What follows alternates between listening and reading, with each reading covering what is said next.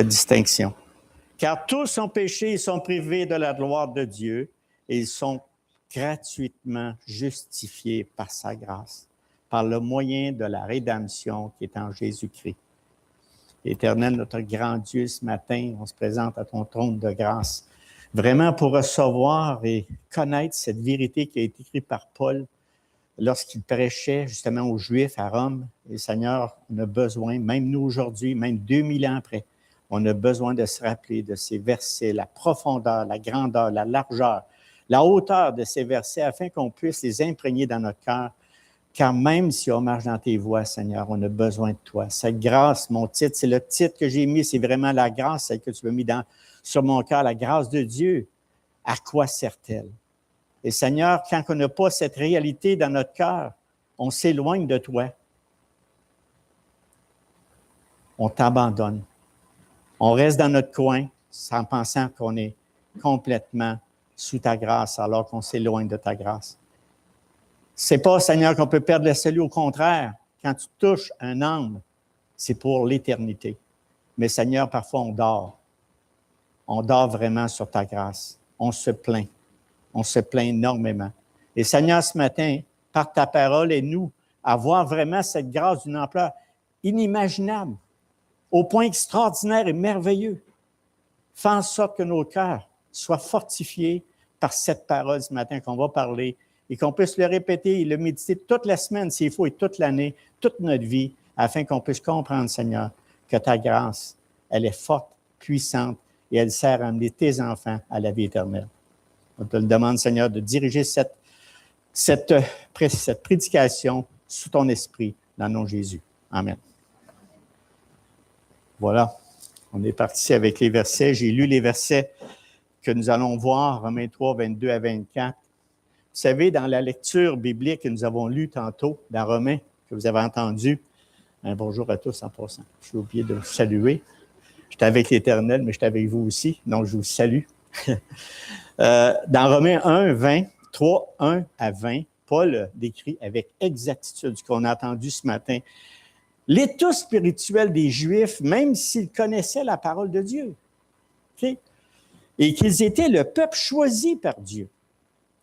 Paul leur dit avec force et vérité, que vous soyez juifs ou grecs, nous sommes tous sous l'empire du péché.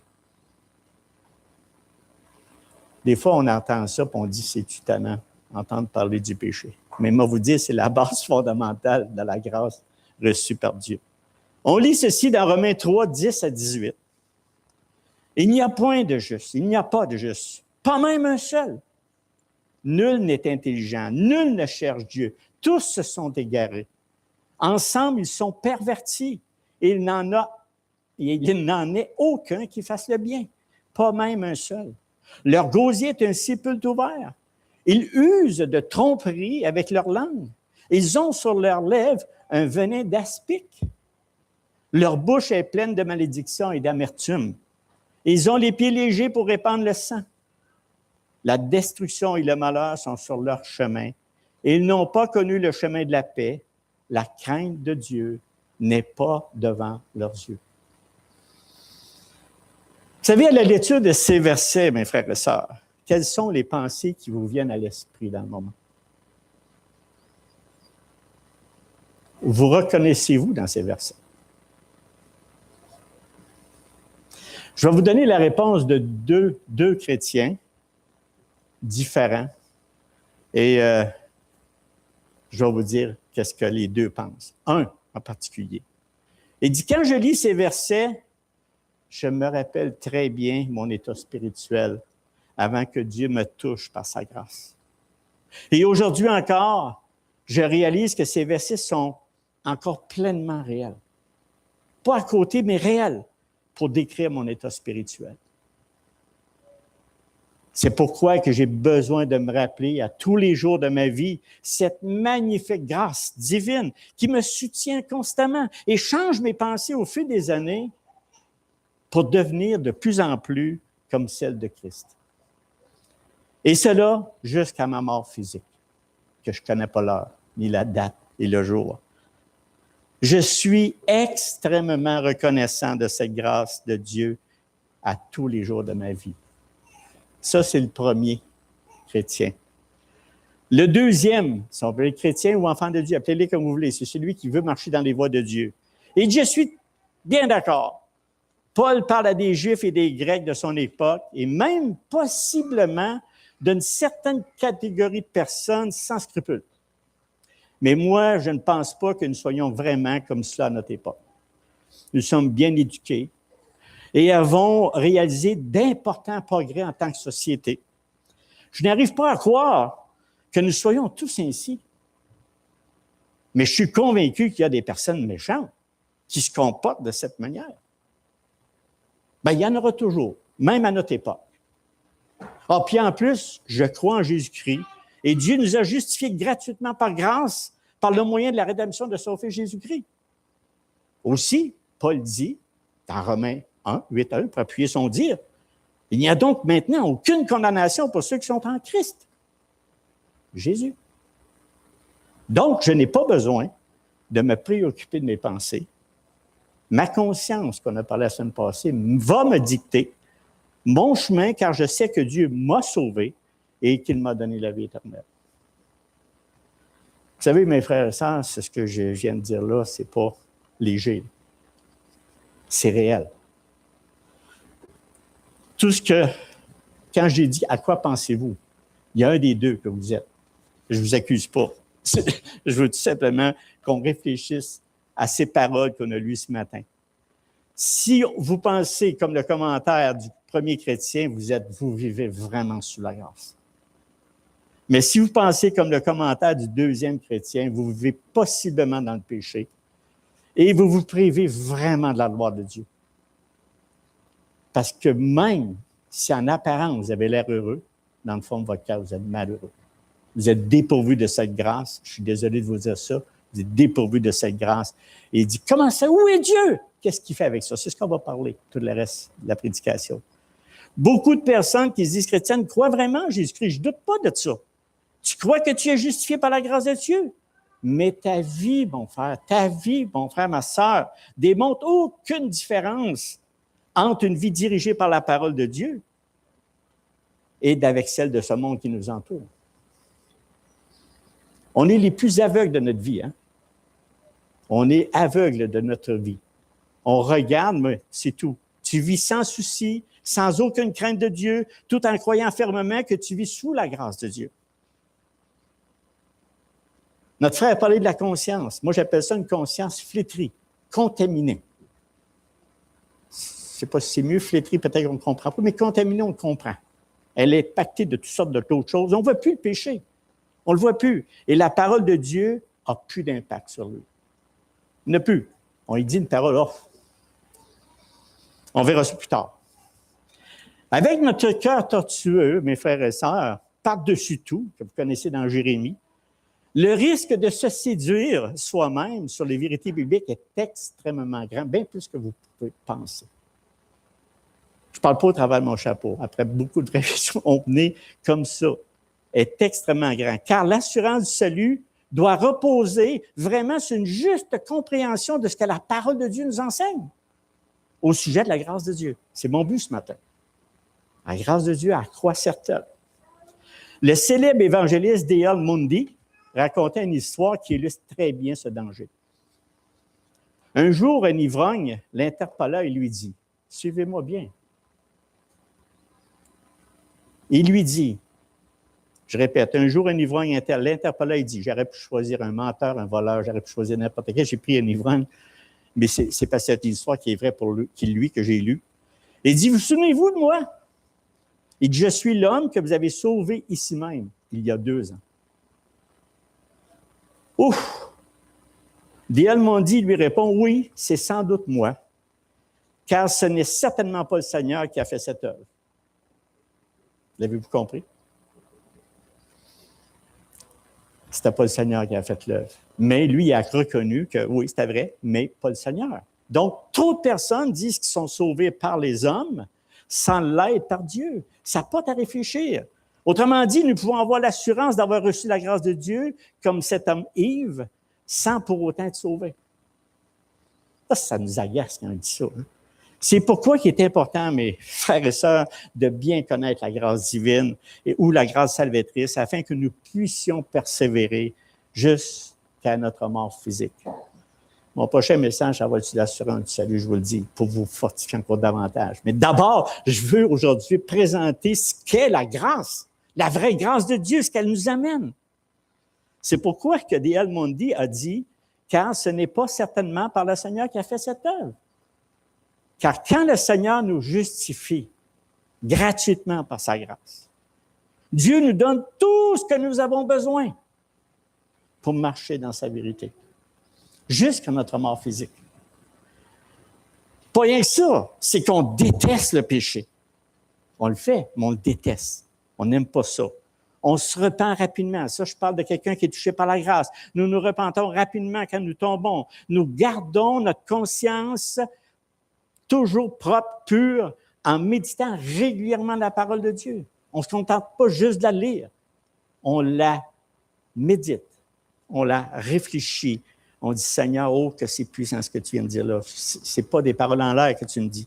Nous sommes constamment pressés par l'amour de Christ. C'est ça, une dernière fois sur la grâce, qui vit en nous. S'il n'y a pas de pression de l'amour de Christ pour désirer sa parole et la mettre en pratique, il manque quelque chose. Ça flotte. On désire constamment se nourrir de la parole. Ce n'est pas un sentiment de culpabilité que je veux vous dire, c'est juste une nourriture spirituelle. C'est ça, vivre dans la grâce.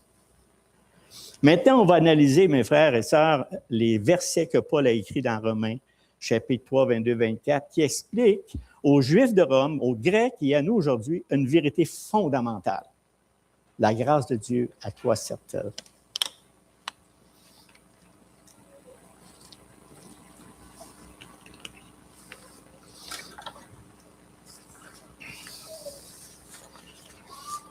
Je relis le passage.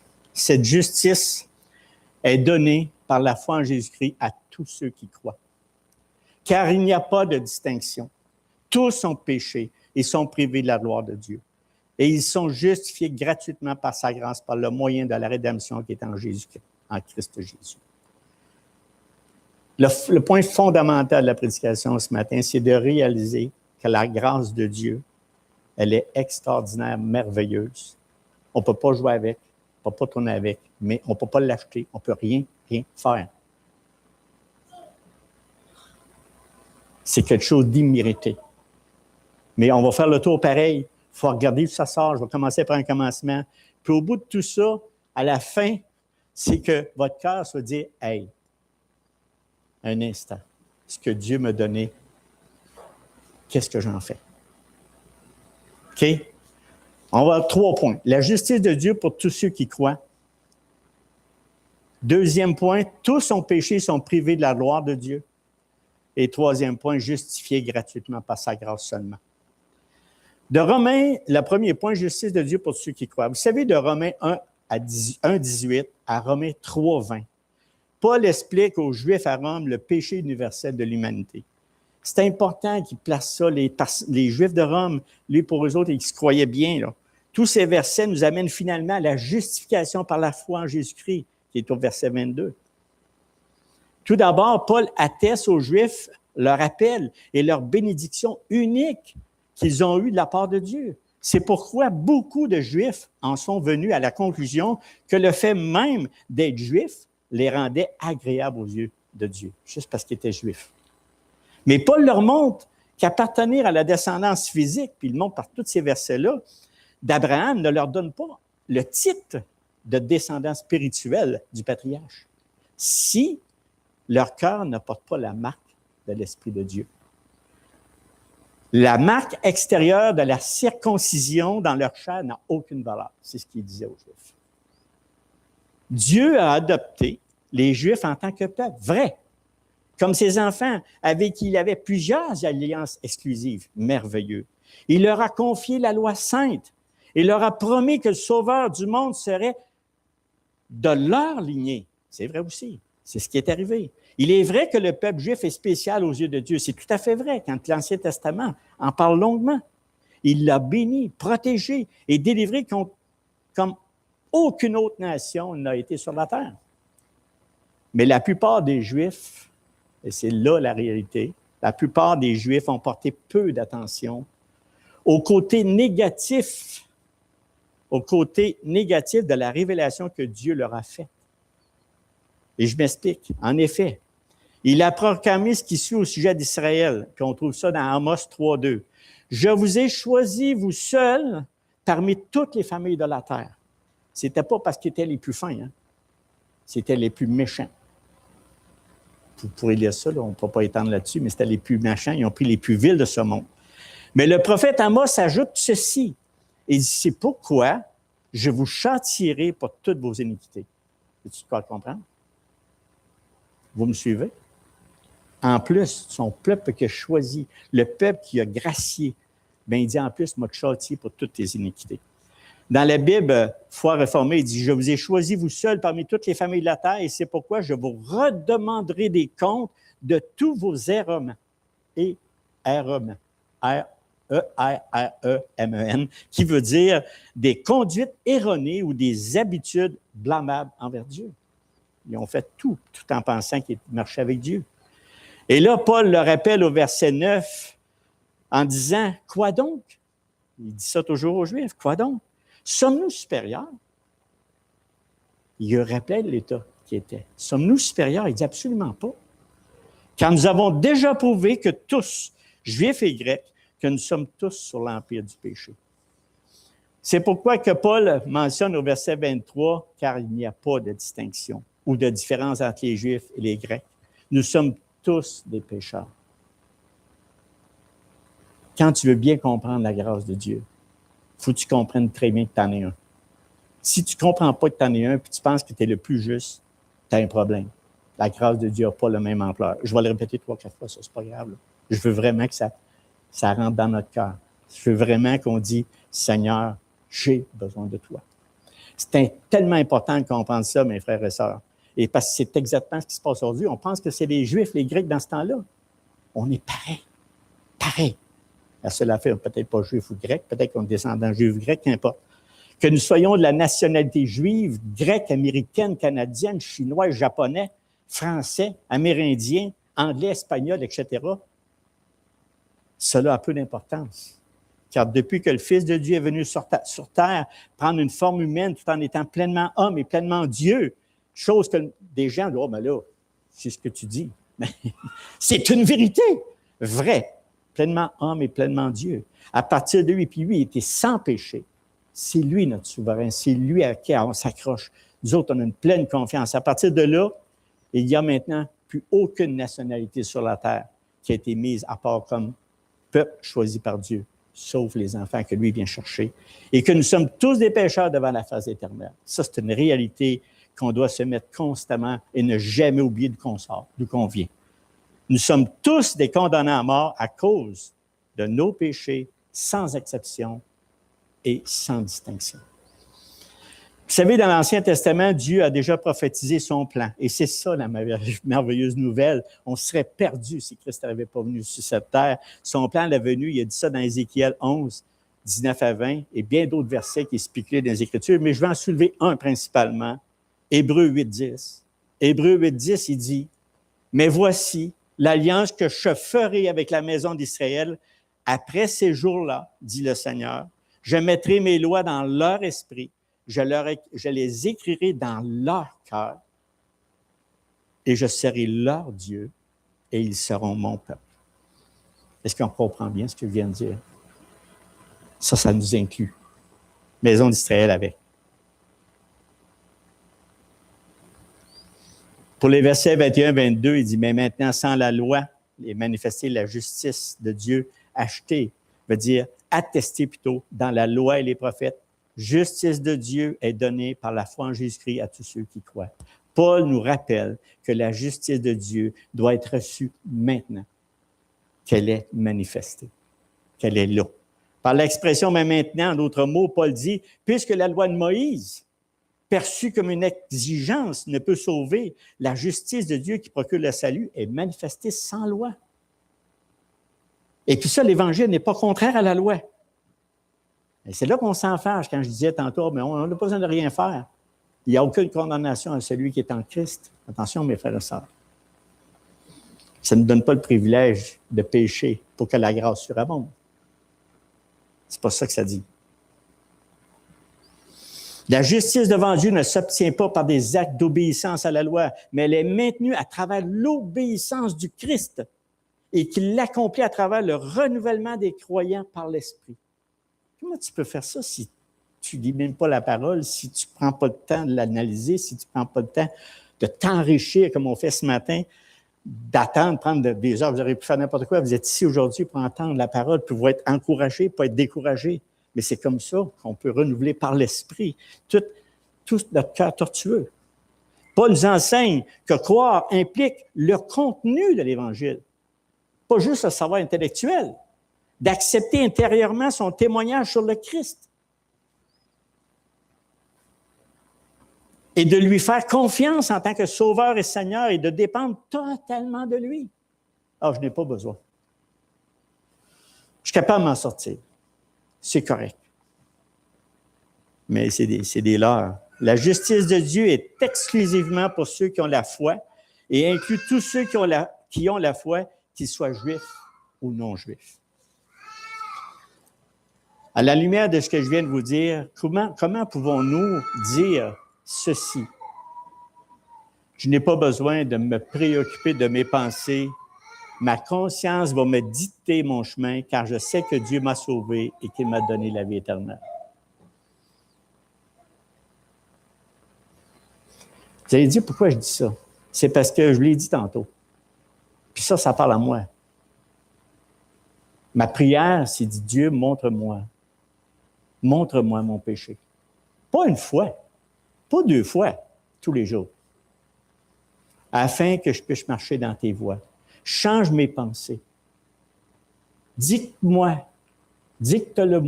mon chemin que je veux prendre. Oui, on a des décisions à prendre, manger, dormir, travailler, c'est pas ce qu'on parle. On parle spirituellement parlant. Vivre pour qui? Vivre pour quoi? Si c'est ce que tu penses dans le moment, tu n'as vraiment pas compris la justification de la grâce. Je suis dur, matin. Ce que je viens de dire, là, j'ai pas besoin de toi, Dieu. Tu m'as sauvé, merci. Merci pour la vie éternelle. Ça va bien. Non, il y a un problème. Il y a un problème. Car la vraie foi en Jésus-Christ t'amène directement à accomplir tout ce que la parole de Dieu te demande de faire et à vivre jour après jour sous la grâce de Dieu. Comment?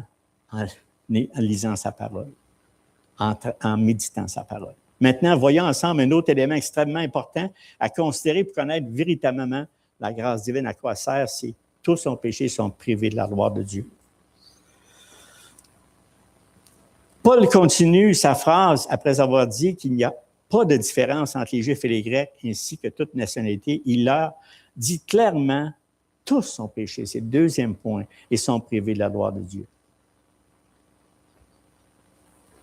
Frères et sœurs, la plupart des gens sont convaincus de leur propre justice et de leurs bonnes œuvres. Des fois, je suis impressionné de voir ça. Je suis vraiment, je m'inclus. Pour ça, il faut que je m'efface. Cela inclut beaucoup de chrétiens qui ont arrêté de vivre sous la grâce de Dieu. Pas par du salut, là. Ils arrêtent de vivre. Ils peuvent, dans un moment de réflexion sérieuse, admettre qu'ils ne sont en aucun cas parfaits. Là. Je ne suis pas parfait, là. Mais oui, c'est une belle excuse. Mais tu fais quoi de ton péché? Mais ils se considèrent comme fondamentalement bons. J'ai encore eu une discussion cette semaine, c'est ce qu'on a sorti. La personne me dit, « Ouais, je pense que c'était trop dur, c'est nous autres, finalement. » Ça n'a pas de sens. Il dit, on n'est pas si mauvais que ça, finalement. Il n'y avait plus de place. Il n'y avait plus de place pour qu'il va être Christ. Quand tu es bon, as-tu besoin de Jésus-Christ? Quand tu es bon, as-tu besoin de sa grâce? Pas en tout. L'un des grands problèmes aujourd'hui est que la plupart des personnes, en général, pensent ceci. Tu ne crois pas vraiment que tu sois si mauvais. En fait, tu penses que tu es bon. Là, on ne parle pas de guerre. Là. On parle dans des pays de paix, là. Comme chez nous. Là. En 1981, un livre traitant du sujet difficile de la douleur et du chagrin a été publié et est rapidement devenu un best-seller. Son titre était « Quand les mauvaises choses arrivent aux bonnes personnes ». Très intéressant. Comme son titre l'indique, ce livre parle du principe que la plupart des gens sont bons. L'auteur, c'est Harold Kushner, c'est un juif, En passant, Cochenet, ça donne c'est un juif, donne les bonnes personnes, ça n'a pas de rapport. Là. Il aurait pu être grec, c'est pas grave, ça aurait pu être seulement, c'est parce que sa nature était là. Définit les bonnes gens comme ça, des bonnes personnes. Il dit c'est des gens ordinaires, des voisins sympathiques et aimables, ni extraordinairement bons, ni extraordinairement mauvais. La différence entre l'évaluation d'Harold, qui constate que la plupart des gens sont fondamentalement bons, et celle de l'apôtre Paul, qui constate que tous les hommes sont fondamentalement mauvais, provient vraiment d'une orientation totalement différente. C'est complètement le contraste. Hein? Pour le rabbin, lui, le rabbin est un rabbin en plus. Tu es bon si tu es un voisin gentil et amical. Pour l'apôtre Paul et tous les autres auteurs des Écritures, Jean, tous les autres apôtres, tous les hommes sont mauvais parce qu'ils se sont éloignés de Dieu et se rebellent contre lui. De toutes sortes de manières. Je répète, ce que Paul veut nous enseigner au verset 23, lorsqu'il n'y a pas d'initiation, il n'y a pas de différence entre les Juifs et les gentils, entre les religieux et les irreligieux, entre les personnes la plus morale et la plus désespérée. Il n'y a pas de différence entre nous, car nous avons tous péché et nous sommes privés de la gloire de Dieu. Ça, c'est important de comprendre. Parce que tu vas aimer la grâce de Dieu. Frères et sœurs, es-tu convaincu de cet état de fait? C'est ça la question. Êtes-vous convaincu? Car c'est la base pour comprendre, c'est la base fondamentale pour bien comprendre la grâce de Dieu. Quand on ne comprend pas que nous sommes pécheurs jusqu'à notre mort, nous tombons facilement dans les pensées de ce monde. Car nous ne sentons plus le besoin de nous repentir de nos péchés. Moi, je suis fasciné par ça. Non, il ne mérite pas de pardon, mais il reste sur sa position. On dirait qu'il n'y a plus rien qui le touche. Et finalement, nous vivons exactement comme la pensée de ce monde, se venger ou quoi que ce soit. De nombreux membres authentiques du peuple de Dieu ne mesurent pas assez combien des évangélistes immatures. Il y en a, mes frères et sœurs. Soyons vigilants. Je ne veux pas me mettre plus haut qu'eux autres, ni plus bas. Je veux juste faire ce que Dieu me demande de faire. Et c'est pour ça qu'il faut faire attention qu'il soit, je ne sais pas, moi, il fait 50 ans qu'il en parle de la parole, mais il faut qu'il regarde ce qu'il y en est. Quand que cet évangéliste ne mesure pas assez combien, c'est Matthieu, qui ont le plus de zèle, de connaissances qui se suffit de faire des bonnes récoltes de gens. S'il peut y avoir assez de gens dans mon église, si je peux assez les flatter, hey, casse pas ta tête. Il est là, le Seigneur est là, il va te donner la vie éternelle. Tu n'as pas besoin de ça. Crois en lui. Crois au Seigneur Jésus. Puis, vas-y, pas de problème. C'est-tu clair ce que je suis en train de dire?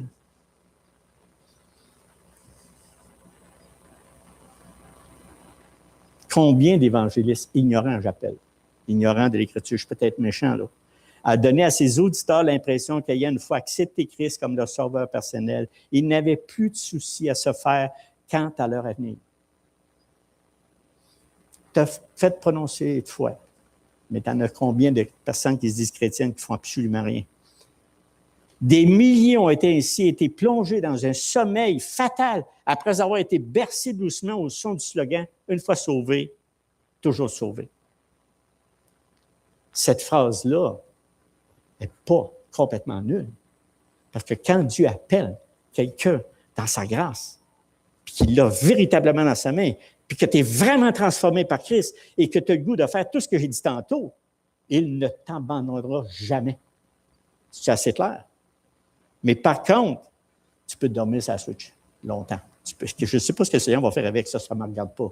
Moi, mon but, c'est juste de nous faire penser à diriger nos vies par la parole, croire que le fait de confier mon âme et mon destin éternel aux mains du Sauveur me dégage de toute obligation. Ça, c'est d'envaler un bonbon empoisonné qui me tend le père du mensonge qui est Satan le diable.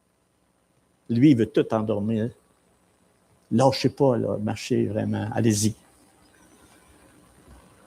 Je vais vous donner un exemple bien concret. Par exemple, lorsque je dépose mon argent à la banque, pour qu'elle le fasse fructifier en toute sécurité, ma responsabilité est dégagée. Des fois, tu peux être déçu, il va être en dessous de ce qu'il y a. Il peut même aller en dessous de ce que tu as mis, là. Fait que tu y as donné, mais tu ne peux pas rien dire. Moi, quand quelqu'un dit « Ben oui, mais là, ça n'a pas rapporté d'argent », mais c'est parce que je ne sais pas, tu y as tout donné. Tu y as donné la responsabilité de le faire.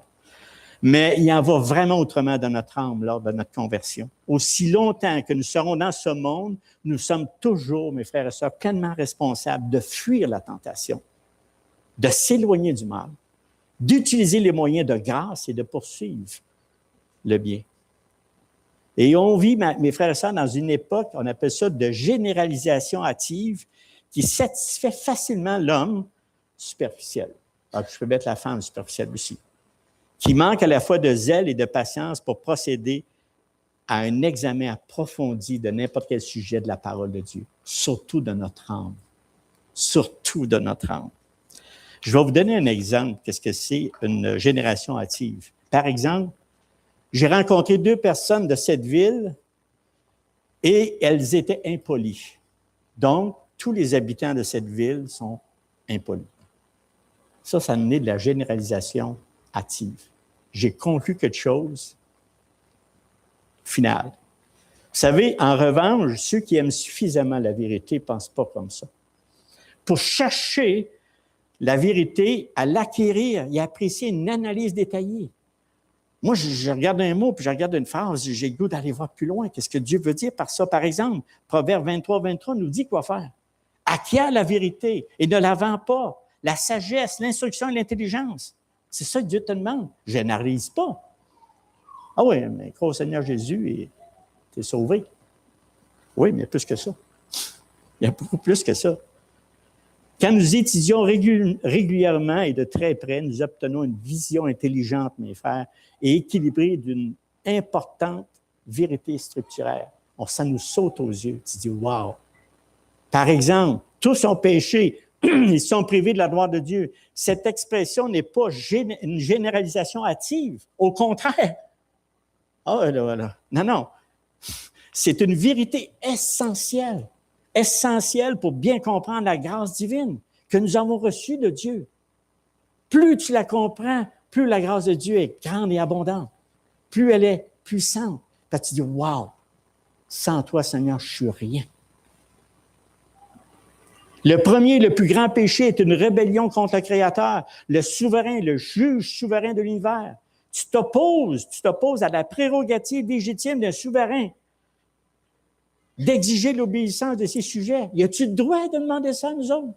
Hey, mais c'est notre souverain maître. Tu dis à un Dieu absolument saint et juste que ses lois morales, qui sont le reflet de sa propre nature, ne méritent pas notre obéissance. Sans réserve. En tout cas, pas comment on peut sortir ça de même, là. C'est un affront devant Dieu. Le péché n'est pas seulement une série d'actions, c'est aussi une attitude qui ignore la loi de Dieu. Mais c'est encore plus qu'une attitude rebelle. Le péché est un état du cœur, une condition de notre être la plus intime. C'est un état de corruption, d'action indigne et méprisable aux yeux de Dieu. Fuis-toi pas sur ton cœur. Personne ne peut voir ton cœur, sauf le Dieu Tout-Puissant. Ça, par exemple, me dérange. Ça m'inquiète. Pas parce que je suis parfait, mes frères et sœurs. Parce qu'il me le dit. Il m'a donné sa grâce. Parce que j'étais imparfait. Puis j'étais pécheur. Puis je ne pouvais pas rien faire pour le gagner. Absolument rien. Donc, personne ne peut voir ton cœur sauf le Dieu Tout-Puissant. Et tu penses t'en sortir avec aucune conséquence? Non, on ne peut pas. Moi, quand j'essaie de négocier ça avec Dieu, ça ne marche pas. Je suis échec et mat. Vous me croyez-vous? Non? L'avez-vous essayé? La parole de Dieu dit que nous avons tous péché et presque tout le monde serait d'accord avec cette affirmation. Bien sûr, le problème, c'est notre vision superficielle du péché. L'homme de la rue se contenterait de hausser les épaules devant cette accusation, comme je l'ai parlé de mon monsieur, là, et dirait, bien sûr, personne n'est parfait. C'est la force typique. Même nous, chrétiens, parlons d'échecs et de défaites, mais la parole de Dieu utilise d'autres termes. Elle parle de méchanceté et de rébellion. Et le plus bel exemple que j'ai, c'est la parole de Dieu dit que le roi David a méprisé Dieu. C'est fort. Tu dis, ah oui, c'est-tu vrai? Oui, on peut faire ça nous autres aussi. Il a méprisé Dieu. 2 Samuel 12, 9, 10. Dieu dit ceci, il a repris David. Pourquoi donc as-tu méprisé la parole de Dieu en faisant ce qui est mal à ses yeux? Tu as frappé de l'épée Uri, le Hittite. Tu as pris sa femme pour en faire sa femme, ta femme. Et lui, tu l'as tué par l'épée, les Ammonites. Maintenant, l'épée ne s'écartera jamais de ta maison parce que tu as méprisé, parce que tu as pris la femme d'Uri, les Hittites, pour en faire ta femme. Il n'y a pas de conséquences au péché. Moi, quand je lis ça, je dis « Wow, il est généreux, mon Dieu. Je n'ai pas subi ce que David a subi. » Donc, il est évident, d'après ces synonymes descriptifs du péché, rébellion, mépris, défi, que Dieu considère le péché de manière beaucoup plus grave que l'homme de la rue ou même que la plupart des chrétiens. C'est grave. C'est grave. Le fait de reconnaître en tout temps que nous sommes pécheurs, même si nous sommes sous la grâce, sur la grâce ou sous la grâce divine, nous amène à rester constamment vigilants. C'est ça le but du message, à rester vigilants sur l'état de notre âme. À quoi penses-tu, mon âme? Oh, que c'est pas beau, mon âme, de ce que tu penses. Oh, mon âme! Ah, j'ai besoin de la parole pour te corriger, comprenez-vous? Le fait de prier sans cesse, de lire la parole de Dieu sans cesse, de nourrir constamment notre esprit de tous les oracles de Dieu. En faisant ces choses, nous demeurons sous la grâce de Dieu et l'Esprit Saint nous montre nos péchés afin de purifier notre conscience. Ça travaille ça sert à quoi? La grâce divine, ça sert à ça. Maintenant que tu reconnais que tu es pécheur et moi-même, que tu es privé de la gloire de Dieu, tu es prêt à comprendre et accepter la bonne nouvelle au verset 24. Ils sont gratuitement justifiés par sa grâce. Qui est le point suivant, car si tu ne te reconnais pas pécheur, tu n'as pas besoin de la grâce de Dieu par le fait même du Christ Jésus, ton Sauveur. C'est assez simple.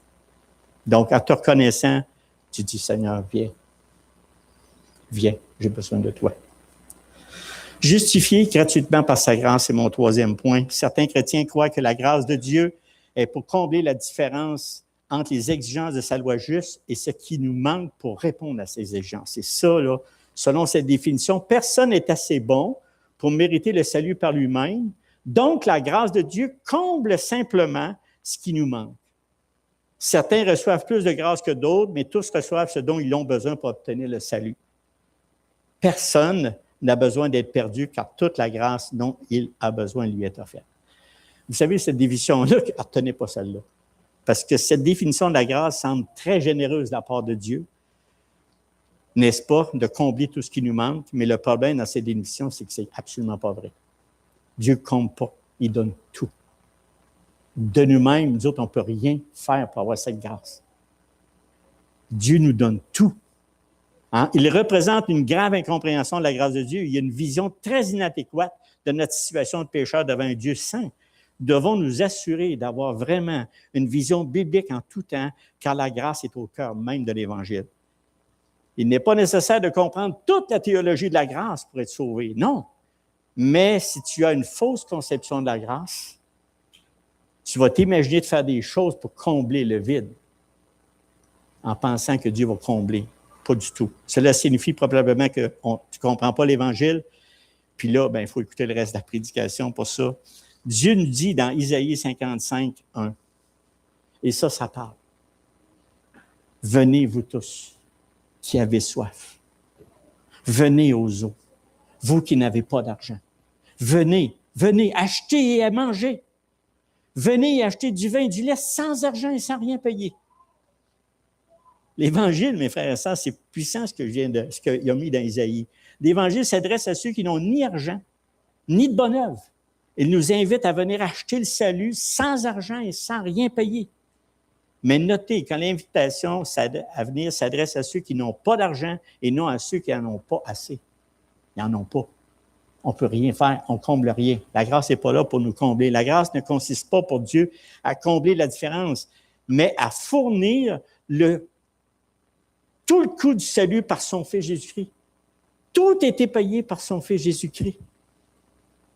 Voici un principe spirituel concernant la grâce de Dieu. Dans la mesure où tu t'accroches à tes souvenirs d'autosatisfaction, où tu places ta confiance dans tes propres accomplissements spirituels, tu ne vis plus selon la grâce dans ta vie. C'est ça que ça fait. Ce principe s'applique à la fois au salut et à la vie chrétienne. Je le répète, vous savez, la grâce et les bonnes œuvres, c'est-à-dire les œuvres accomplies pour gagner la faveur de Dieu, s'excluent mutuellement. Abandonnez ça, vous n'avez rien. Nous ne pouvons pas, pour ainsi dire, avoir un pied dans la grâce et l'autre dans nos propres œuvres méritoires. Il n'y en a pas. Tout appartient à Dieu.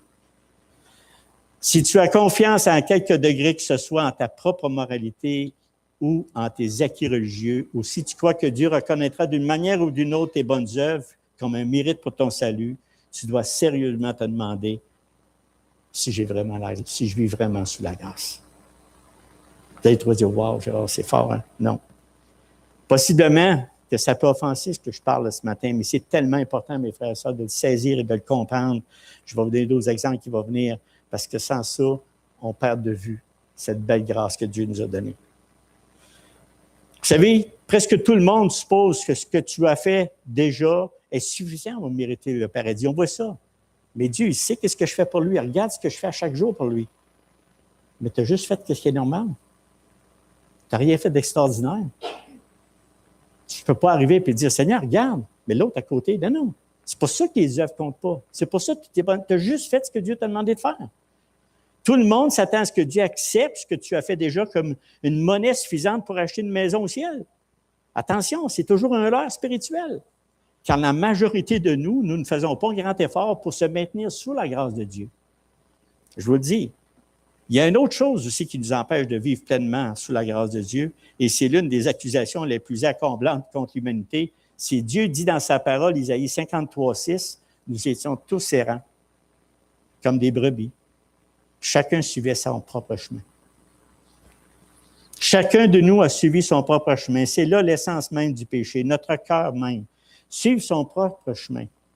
Par exemple, notre chemin peut être donné en donnant de l'argent à une œuvre caritative, ou une autre personne peut voler une banque, ou qu'importe ce que tu vas faire, ça, c'est pas bien ce que je viens de dire là, mais tout ce qu'on veut dire, c'est notre chemin. On peut être un chemin dans le mal, ça peut être un chemin dans le bien, mais on est arrangé tout pareil. Il n'y a rien qui se donne là. C'est pas parce que tu as volé une banque, tu n'es plus regardant Dieu. Oublie ça, là. Mais aucun de ces actes n'est accompli en référence de Dieu. Nous avons tous suivi notre propre chemin et c'est ça que ça fait. Dans un monde gouverné par un créateur souverain, c'est de la rébellion, c'est du... Quand on s'éloigne, qu'on suit notre chemin sans regarder à Dieu de ce qu'il pense, de ce qu'il fait, de ce qu'on fait, on a un problème. C'est là, on était tous errants, mais il nous a rappelés à son trône de grâce pour marcher dans ses voies. Le gouvernement de Dieu est parfait et juste. Il faut mettre ça dans notre tête, il est juste. Sa loi morale est sainte, juste et bonne. Personne n'a jamais de raison valable de se rebeller contre le gouvernement de Dieu. On ne peut pas. Si on le fait, on est rebelle. Nous nous rebellons pour une seule raison, nous sommes nés rebelles. Quand on le fait, c'est parce qu'on est rebelle. Nous sommes nés avec une inclination perverse à suivre nos propres voies. Hey, si on pourrait parler des heures avec ça. C'est fou, hein, comment est-ce qu'on peut facilement se tasser puis faire notre chemin sans se soumettre à Dieu. Ce n'est pas certain ce n'est que certains d'entre nous deviennent pécheurs à cause d'un environnement malheureux, tandis que d'autres ont la chance d'avoir une éducation hautement morale. Des fois, on va dire ça, on va dire, bon, écoute, lui, il était né dans une famille morale, d'autres d'une famille qui était dysfonctionnelle. Vous savez, on n'a pas à séparer ça. Il n'y a aucune distinction. C'est ce que Paul nous dit. Nous sommes plus, ce qu'il faut retenir dans tout ça, nous sommes plutôt tous nés. On n'a aucune raison de justifier notre état pécheur. Aucune. On est tous nés pécheurs, avec une nature corrompue. Il n'y a pas de raison en arrière de ça. Une inclination naturelle à suivre notre propre voie. C'est ce qu'on fait, c'est ce qu'on est. Puis même Paul le dit dans Psaume 51:7, il dit « Je suis coupable dès ma naissance, coupable dès le sein de ma mère. » Fait que, qu'importe ce que vous avez vécu, qu'importe ce qu'on a vécu dans une bonne ou mauvaise famille, on est pécheur. Puis on doit se repentir. Puis on doit regarder à Christ, puis demander sa grâce. Il y a une écrivaine chrétienne ici qui dit, a posé la question, comment pourrais-je continuer à croire à un Dieu qui s'en prend à des enfants innocents, mettant de côté son propre problème concernant la relation entre un Dieu juste et la souffrance de nos vies. Notez sa référence aux enfants innocents. Je souligne la question de cette écrivaine, non pas pour la chrétienne, mais pour illustrer le propos que je vais vous parler ce matin, car je crois qu'elle exprime l'opinion de la grande majorité des gens, croyants ou non. On ne peut pas comprendre que des jeunes, ils disent, il est innocent, il est mort. Les enfants naissent innocents et sont corrompus par... Ils disent ce qu'ils disent. Ils naissent innocents, ils sont corrompus par leur environnement. Mais non, la grande vérité, c'est qu'on est né, comme j'ai dit tantôt dans Psaume 51,7, je suis né dans la faute. Ma mère m'a conçu dans le péché. Donc, ce que je veux dire, c'est l'attendrissement que je veux vous parler de ça. Quand je parle de ces choses-là, c'est que des fois, on est attendri par ces situations-là qui, parfois, ne sont absolument pas dans ce que Dieu, lui, il va tout justifier ça, dans tous les sens. On ne peut pas arriver et dire, ah, ben Dieu, il est méchant parce qu'il y a un enfant innocent qui est mort ou qu'il a été maltraité ou quoi que ce soit. Restons avec la souveraineté de Dieu. Donc, à cause de la rébellion d'Adam, nous sommes tous nés avec une nature pécheresse et c'est ça qui est important et perverse. Une tendance à suivre nos propres voies, que ce soit la voie de l'individu honnête ou celle d'un transgresseur évident, cela ne fait aucune différence. Nous sommes tous nés dans un état de rébellion contre Dieu. Et c'est ça qui est important de se souvenir. C'est pourquoi que la parole de Dieu ne parle jamais de la grâce de Dieu comme d'un simple moyen de compenser nos déficiences. Comme si le salut consistait en autant de bonnes œuvres, plus autant que de grâce de Dieu. Au contraire, la parole de Dieu parle d'un Dieu qui justifie le méchant. Ça, c'est la bonne nouvelle. Un Dieu qui justifie le méchant, qui se révèle à ceux qui ne le cherchent pas, qui se manifeste à ceux qui ne le demandent pas. Ça, c'est un Dieu plein de grâce. Ça, c'est la vraie grâce de Dieu. Le collecteur d'impôts dans la parole de Jésus n'a pas demandé à Dieu de simplement combler ses lacunes. Au contraire, il s'est frappé la poitrine, signe de sa profonde angoisse. Il a dit, Dieu, aie pitié de moi qui suis un pécheur. Luc 18, 13. Il a déclaré faillite spirituelle totale. Et sur cette base, il a fait l'expérience de la grâce de Dieu. Jésus dit que cet homme rentra chez lui justifié, déclaré juste par Dieu. Comme le collecteur d'impôts, nous n'avons pas seulement besoin de la grâce de Dieu pour combler nos lacunes, nous avons besoin de sa grâce pour remédier à notre culpabilité et pour purifier nos souillures. Nous avons besoin de sa grâce pour satisfaire sa justice, pour effacer une dette qu'on ne pourra jamais payer. Il peut sembler que j'insiste lourdement ce matin sur notre culpabilité et notre bassesse devant Dieu. Oui, c'était le but du message, absolument. Je le répète. Nous ne pouvons jamais comprendre correctement la grâce de Dieu tant que nous ne comprenons pas notre situation difficile en tant que personne qui a besoin à tous les jours de notre vie de sa grâce. Par exemple, tu vis quelque chose de dur à vivre, perte d'emploi, perte de notre chair, tu as commis un ou des péchés très graves, difficultés familiales, conflits sans cesse avec ton prochain, ça brasse dans la cabane. C'est tout ça. Je parle à des chrétiens. Ah, mais personne ne me comprend, même pas l'Église, même pas mes frères et mes sœurs, alors je suis dans une situation désespérée. Savez-vous ce que Dieu dit? Crie à moi. Humilie-toi devant ma face. Pardonne à ceux qui t'ont offensé. Arrête de te regarder le nombril. Regarde ton cœur qui est plein de haine et d'amertume et demande pardon à ton Créateur d'agir contre ses lois et ses ordonnances. Viens à mon secours. Que Dieu me donne un cœur repentant et sincère. Ah, c'est la faute des autres. Ça a toujours été de même. On sait que c'est ce qu'il a fait dès le commencement. Adam a dit c'est à cause de Ève. Ève a dit c'est à cause du serpent. Et c'est à ce moment-là que tu commenceras à vivre réellement sous la grâce de Dieu pleinement. Pas d'un coup, mais si tu le fais à chaque jour, si tu t'appuies et tu demandes son secours, mes frères et sœurs, c'est garanti, Dieu va venir à votre secours. La grâce de Dieu, à quoi sert-elle? La première caractéristique peut être la plus fondamentale de la grâce divine est qu'elle présuppose que tu es pécheur et tu es coupable. Si tu ne l'es pas, elle n'est pas là. La grâce n'a de sens que lorsque les hommes sont considérés déchus, indignes du salut et passibles de la colère éternelle. La grâce ne considère pas les pécheurs comme simplement indignes, mais comme méritant le mal. Ce n'est pas simplement que nous ne méritons pas la grâce, mais nous méritons l'enfer. Et c'est toutes des phrases qui sont dures à gober, mais mes frères et sœurs, c'est ça la grâce. C'est à ça qu'elle sert. La grâce salvatrice et divine méprise d'être aidé dans l'accomplissement de cette œuvre qui lui appartient en main propre par les pauvres et imparfaites performances de nous autres, les hommes et les femmes. La tentative pour achever ce que la grâce commence montre vraiment notre orgueil et offense au Seigneur, mais ne peuvent promouvoir notre intérêt spirituel. On est échec et mal. C'est là qu'il faut s'humilier. Ceux qui sont véritablement sauvés sont ceux qui sont venus à Jésus avec l'attitude exprimée dans les paroles d'un ancien cantique. Je n'apporte rien dans mes mains. Je m'accroche simplement à ta croix. Ou encore, tel que je suis, sans rien à moi, sinon ton sang versé pour moi. Là, mes frères et sœurs, là, vous commencez à accepter vraiment cette grâce-là puissante de Dieu. J'aimerais ajouter un point très important à mettre en pratique pour rester sous la grâce salvatrice de Dieu. C'est écrit dans Job 17, 9. Un point extrêmement important. Ils sont tous importants pour ça. Job 17, 9 dit ceci: « Le juste néanmoins demeure ferme dans sa voie, celui qui a les mains pures. » J'aime le verset. « Celui qui a les mains pures se fortifie de plus en plus. » Puis comment on peut avoir les mains pures? En étant lavé par la parole de Dieu. Spurgeon, il a fait remarquer avec justesse justement ce verset-là, puis je cite parce que je trouvais ça intéressant ce qu'il disait, Spurgeon, il dit « L'Écriture n'enseigne pas que l'homme atteindra le terme de son voyage sans devoir continuer à marcher sur la route. Il n'est pas vrai qu'un seul acte de foi est tout et qu'il n'est pas nécessaire de cultiver la foi, la prière et la vigilance de façon quotidienne.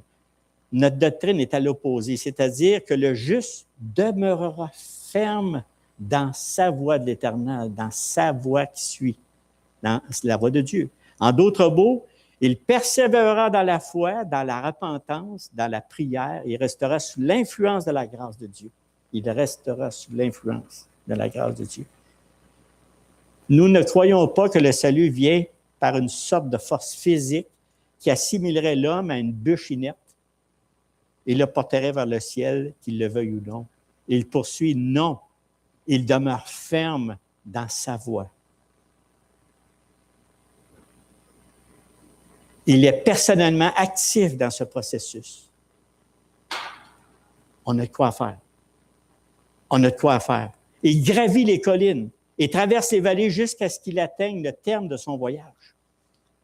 Je cite encore son texte. Nous n'avons jamais pensé que l'homme, pour la simple raison qu'il s'imagine être entré sur le bon chemin, pouvant croire en l'assurance de son salut, même s'il quittait sa voie aussitôt après s'y être engagé. Nous disons simplement que celui qui reçoit vraiment le Saint-Esprit de manière à croire au Seigneur Jésus-Christ, celui-là ne retournera pas en arrière. Il retourne.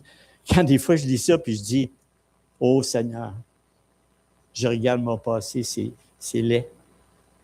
Je suis tellement reconnaissant de ce que Dieu me montre constamment.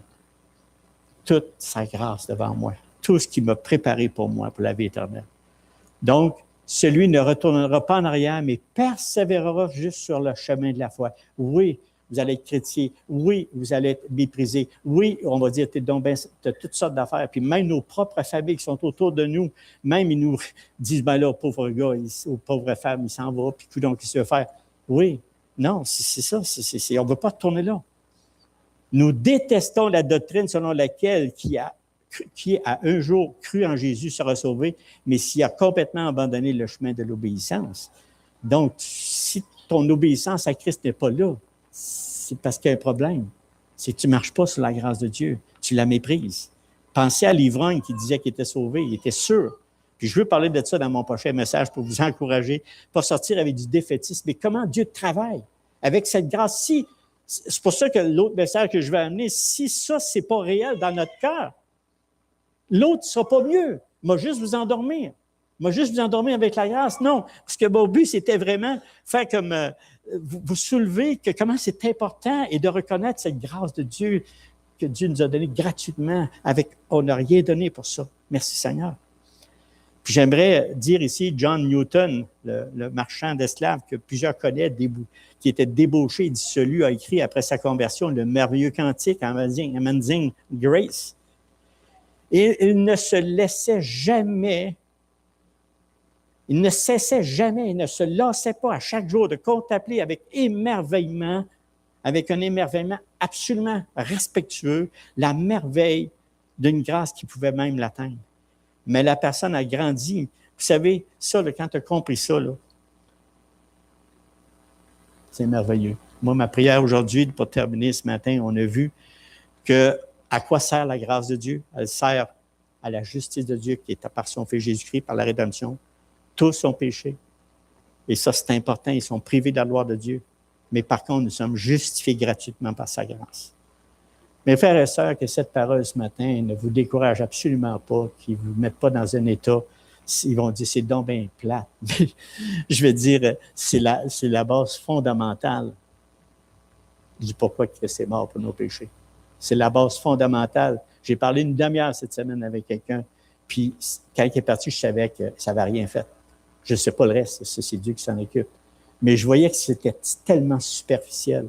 Ce que je disais était tellement au-dessus de ses oreilles. C'était tellement au-dessus de lui. Pour lui, il se disait, mais non, on n'est pas si mauvais que ça, voyons. Je sais que le Seigneur est mort pour mes péchés. Je sais qu'il est ressuscité des morts. Ben, je crois en lui. Puis, moi, j'attends juste le moment de mourir pour aller au ciel. Là, j'étais là, j'ai dit, OK. OK, moi, j'ai manqué une coche. OK. Mais moi, j'ai le fruit de ce message-là, je ne veux pas vous partir avec un fruit défaitiste avec ça. C'est juste que j'ai compris que quand on comprend ce que j'ai lu les versets au début, nul ne cherche Dieu. Nul ne veut le voir. Si je pourrais répéter le 20 verset que j'ai dit tantôt pour débuter le message. Et quand on comprend ça, la gloire de Dieu, la grâce de Dieu devient magnifique, merveilleux. Quand tu tombes d'un trou, tu tombes dans une noirceur ou dans un espace où tu es maltraité justement, ou que ton monde est tout viré en envers. Pense à Romains 3, 10, 18. Il n'y a pas de juste, pas même un seul. Nul n'est intelligent, nul ne cherche Dieu. Mes frères et sœurs, c'est un privilège qu'on a eu, que Dieu nous ait appelés à sa parole. Vous êtes là, je l'espère, pour entendre la parole, mais en même temps, vous êtes là parce que vous aimez Christ. Vous voulez avancer avec Jésus-Christ, puis que le Seigneur vous bénisse abondamment avec sa parole, et puis que cette grâce vous remplisse complètement pour voir que vraiment, sans lui, on était mort. Prions. Seigneur, notre Dieu, notre Maître, ouf, Seigneur, je me rends compte, Seigneur, comment est-ce que, sans ton Fils Jésus-Christ qui est venu mourir sur la croix, sans ton sacrifice, tu veux dire ta grâce immense que tu nous as donnée, Seigneur, on était perdus. Aucun être humain peut, de lui-même, Seigneur, gagner cette grâce. Ce qu'on veut te dire ce matin, tous ensemble, merci de nous avoir révélé la grandeur, la hauteur, la largeur, la profondeur de ce beau plan de salut que tu as réservé à tous ceux qui croient, à tous ceux qui ont mis leur confiance en Christ. Et Seigneur, aide-nous vraiment, aide-nous à voir notre péché, à nous donner cette grâce pour qu'on soit une grâce pour les autres, une grâce vraiment, Seigneur, pour qu'on puisse, toi tu vis en nous et cette grâce doit vraiment apparaître, de voir qu'on a les fruits de l'Esprit, puis on marche avec toi, Seigneur. Merci pour ta grandeur et ta bonté dans